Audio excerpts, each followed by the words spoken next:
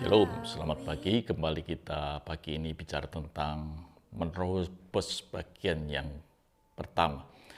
Dan harapan saya selalu sudah diberkati Tuhan dan sungguh-sungguh dalam Tuhan. Dan kemarin kita bicara tentang menerobos, itu harus tepat waktu. Dan kalau kita tidak bisa menerobos, kita akan mengalami kematian. Dan di bagian pertama ini tentang menerobos, kita akan melihat lagi kisah yang lain, yaitu adanya 3 pribadi. Tapi sebelum itu kita akan mengingat ulang tentang apa yang dikatakan di dalam Pengkhotbah 3 ayat yang pertama. Dikatakan bahwa segala sesuatu ada masanya, ada waktunya. Ini membuktikan Tuhan yang bicara bahwa waktu ini adalah milik Tuhan. Masa itu milik Tuhan.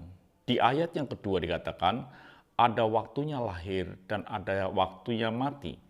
Ini membuktikan bahwa waktu ini adalah milik daripada Tuhan.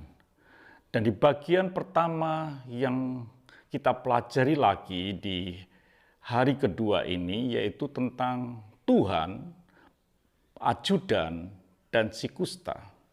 Kita akan melihat, saudara kasih Tuhan, ada sesuatu yang perlu saudara lihat di dalam sisi Tuhan. Di dalam 2 Raja-Raja 7 ayat yang pertama dikatakan, lalu berkatalah Elisa, dengarlah firman Tuhan.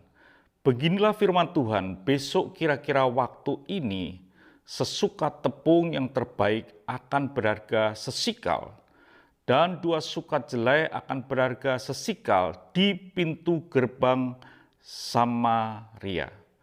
Jadi di sisi Tuhan, ada Tuhan yang punya waktu, dan Tuhan ingin memulihkan dalam kondisi daripada Samaria yang kelaparan yang begitu luar biasa karena tentara Aram.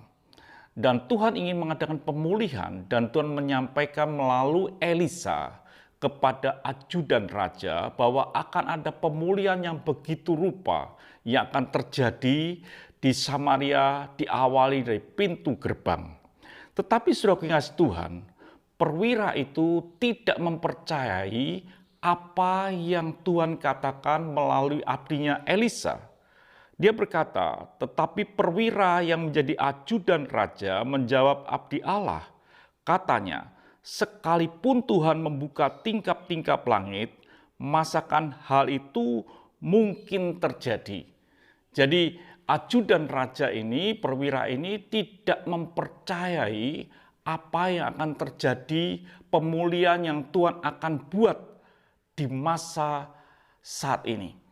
Saudaraku yang kasih Tuhan, kenapa itu terjadi? Karena ajudan itu melihat kondisi di Samaria yang begitu pelik, susah, miskin, dan penurunan moral yang begitu rupa, bahkan manusia memakan anaknya karena begitu miskinnya kondisi pada waktu itu.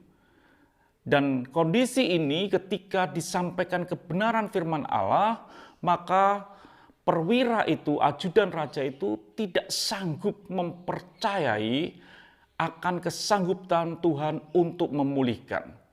Jadi saudara pengasih Tuhan, untuk kita ini bisa menerobos, kita dibutuhkan satu keyakinan, percaya apa yang menjadi waktu Tuhan dan kesanggupan Tuhan.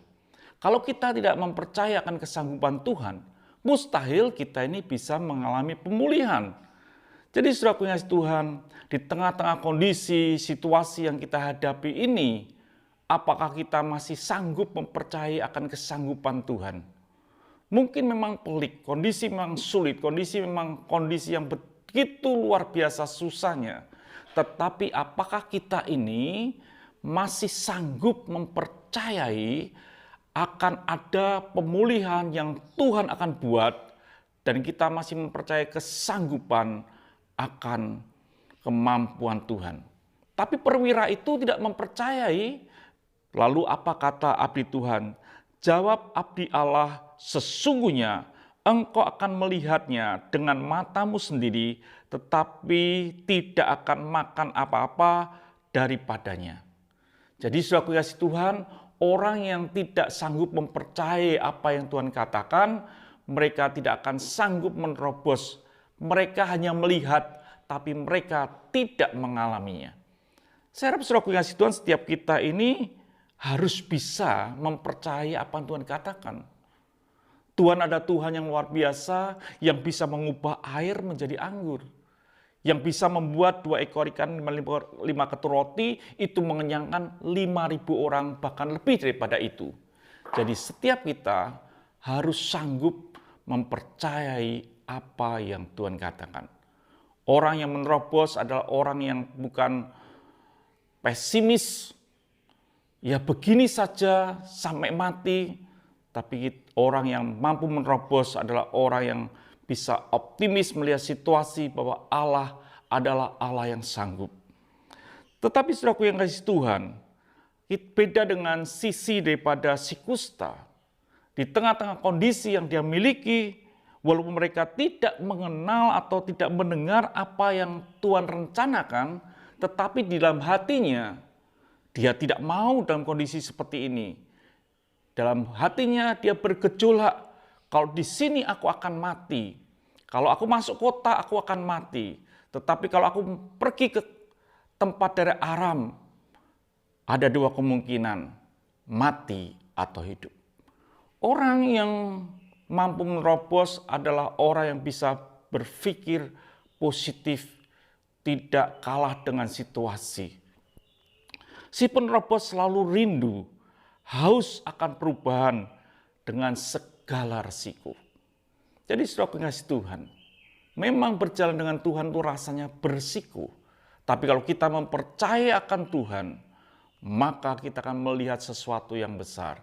Kita bukan sekedar melihat, tapi kita mengalami apa yang Tuhan katakan. Jadi saudara pengasih Tuhan, di sini kita belajar ada 2 sisi. Sisi Tuhan yang ingin memulihkan. Tapi kita bisa melihat akan ajudan raja yang tidak mempercayai akan kesanggupan Tuhan. Dan yang ketiga kita melihat si kusta yang bisa mengubah.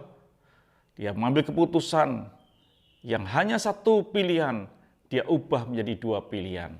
1 pilihan kalau di sini dia akan mati, tapi dia ubah menjadi 2 pilihan. Kalau aku di sana bisa mungkin mati, mungkin tidak. Orang yang menerobos adalah orang yang berani menanggung risiko, yang berpikir secara positif. Tuhan memberkati dan sampai jumpa esok pagi. Mari kita berdoa. Kami bersyukur Bapa di surgawi, biarlah hidup kami adalah hidup yang bukan sekedar biasa saja, tapi kami boleh berpikir akan kesanggupan Tuhan untuk memulihkan, membuat kami sanggup menerobos karena ada janji Tuhan. Terima kasih Bapa surgawi, dalam nama Tuhan Yesus Kristus kami bisa berdoa dan mengucap syukur. Haleluya. Amin. Tuhan memberkati. Sampai jumpa.